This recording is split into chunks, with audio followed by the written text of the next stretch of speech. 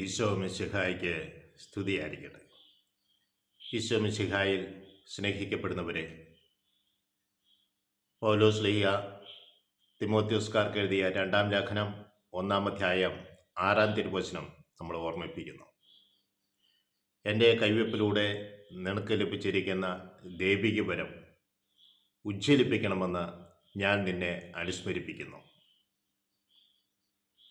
കൈവെപ്പിലൂടെ ലഭിക്കുന്ന ദൈവിക വരം ഉജ്ജ്വലിപ്പിക്കേണ്ടതായിട്ടുണ്ട്.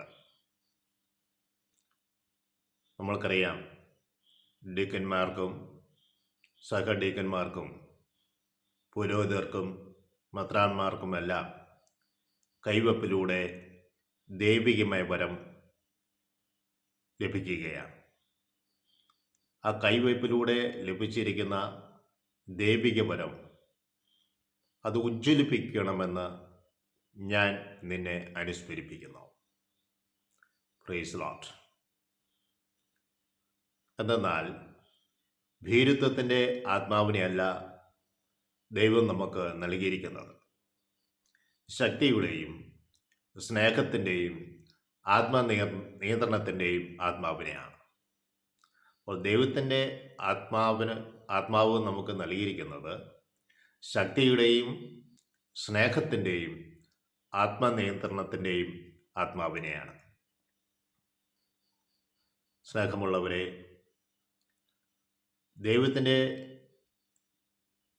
കൃപാവരം അല്ലെങ്കിൽ ദൈവിക വരം നമ്മൾക്ക് നൽകിയിരിക്കുമ്പോൾ അത് ഉജ്ജ്വലിപ്പിക്കുക മാത്രമല്ല, നമ്മൾ ഭയപ്പെട്ടിരിക്കുകയല്ല വേണ്ടത്. എല്ലാ പ്രതിസന്ധി ഘട്ടങ്ങളിലും ശക്തി സംഭരിക്കണം, നമ്മുടെ ഉള്ളിൽ സ്നേഹം നിറയണം, സ്നേഹം കവിഞ്ഞൊഴുകണം. അതെപ്പോഴും ആത്മനിയന്ത്രണത്തിൻ്റെ വഴിയിലൂടെ നമ്മൾ സഞ്ചരിക്കുകയും വേണം.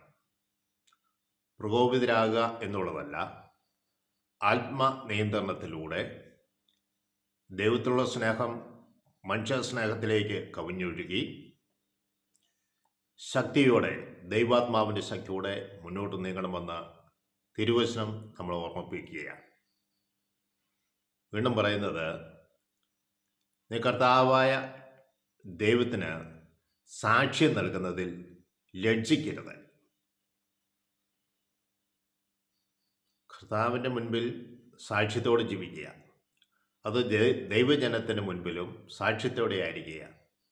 അവിടെ മറ്റുള്ളവരുടെ ദൃഷ്ടിയിൽ ലജ്ജയായി തോന്നുമെങ്കിലും ദൈവത്തിന് മുൻപിൽ അത് ലജ്ജയായി മാറുകയില്ല. കാരണം നിൻ്റെ ഉള്ളിൽ ദൈവത്തിൻ്റെ ആത്മാവാണ് പ്രവർത്തിക്കുന്നത്.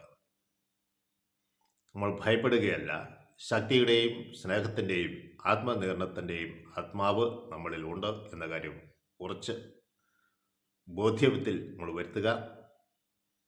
ദൈവം നമ്മളെവരെയും ശക്തിപ്പെടുത്തി മുന്നോട്ട് നയിക്കട്ടെ എന്ന് പ്രാർത്ഥിക്കുന്നു. ത്രിയേക ദൈവത്തിൻ്റെ അനുഗ്രഹം നമ്മുടെ ഇവിടെ എപ്പോഴും ഉണ്ടായിരിക്കുമാറാകട്ടെ. Praise Lord.